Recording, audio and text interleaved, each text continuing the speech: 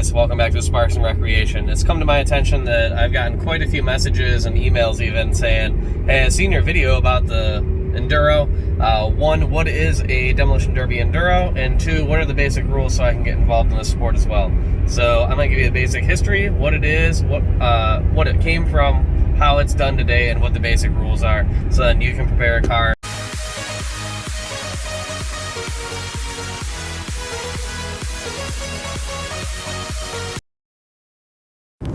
Alright, let's first start the groundwork.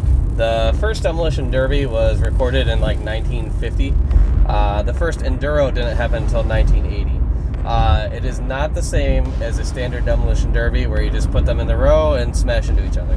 There's actually more to it because you have to try to plan the race as an endurance race. Enduro is short for endurance, obviously. So anyways, back in New Hampshire, it was like 1982, track promoters like, hey, how about instead of we just have the Demolition Derby only last a couple minutes, what if we did a race? And it was more of a race of attrition rather than who can smash the car the fastest. There's actually quite a bit of thought that needs to go into to last a 200-lap race with one of these cars. Cars are generally broken into two classes, either big or small. Small is generally 4-cylinder, be American or foreign cars, and the big class is normally 6 and 8-cylinder. It's very similar to how they designate the Demolition Derbies, but the one thing about Enduros is pretty common to see where they'll just mix 4 and 6 cylinders at local tracks. These races were all initially held as like 200 or 300 lap events, and there were even some in the late 80s that became so popular that it would go indefinitely until only one car was still running. Nowadays it's common at like county fairs and stuff to only be maybe 50 to 100 laps. Big races are considered a 200 lap event. Should also be noted, these are not only done on dirt, these can be done on asphalt. There's one actually local to us in Evans Mills coming up in about a month and a half that is on asphalt. Every Enduro I've ever seen only allows 2-wheel drive cars. The big question we get is, how are you running Subarus? Well, you can run an all-wheel drive car as long as you make it so it's only front-wheel drive. So on a Subaru, you just disconnect the rear drive shaft of the carrier bearing, just chop it off, and normally it'll make it so it runs just fine. To some guys, choosing a car is actually very important. To us, we just take whatever trade-ins we have and just beat them up. Very good cars for this are like Nissan Sentra SERs, the early Honda Civics of the 90s with like even a D15 with VTEC is pretty good.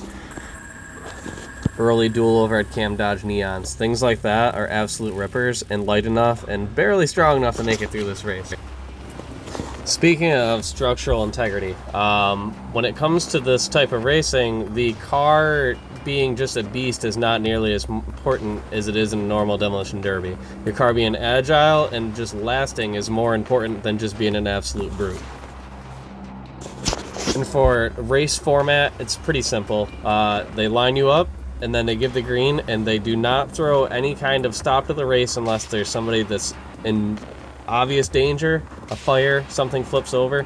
The cars that break down in front of you in the race are just now part of the obstacle of winning. This last race paid out $2,000 to the winner, so you can get hundreds of cars on the track. Now, this is pretty standard for most of the tracks around us. Here is a basic rundown of the rules. Any American or foreign car, 2-wheel drive only, no all-wheel drive unless modified. The doors must be chained or welded shut. You cannot run trucks or anything that has a full frame.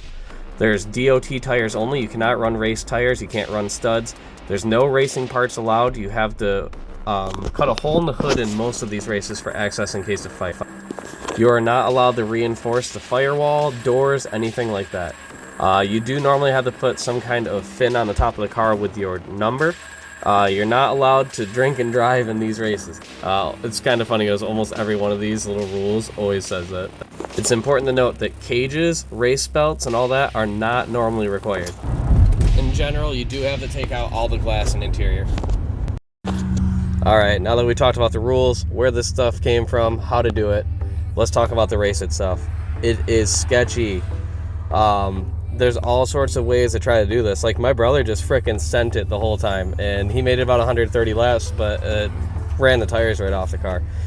Me, I tried sandbagging, and it ended up not working out for me. 2 cars crashed in front of me anyway, and I wasn't able to use my car at the end. There's all sorts of strategies to try to win these races, but honestly, a lot of it just comes down to luck and how well your car holds up and how much crap you don't accidentally, like, there's so much stuff on the road. It's hard not to accidentally hit pieces of batteries, alternators, brakes. Like in this clip, I literally hit a piece of somebody's lower control arm. It's crazy. It's worth doing. You can build one of these cars for about $500 and go out and have fun. I don't know any other sport that is this much fun for this little investment. The best way to find when the next one is happening around you is just go right into Google and type in Demolition Derby Enduro Racing. Normally it'll pull up whatever your local dirt tracks are. Each track generally runs one of these at least one time a year in the Northeast anyway. I looked up and there's about 3 more before the end of the year, and we just started doing this as kind of a team only a month ago. So in each summer you would have the opportunity to do possibly 10 races if your car survives.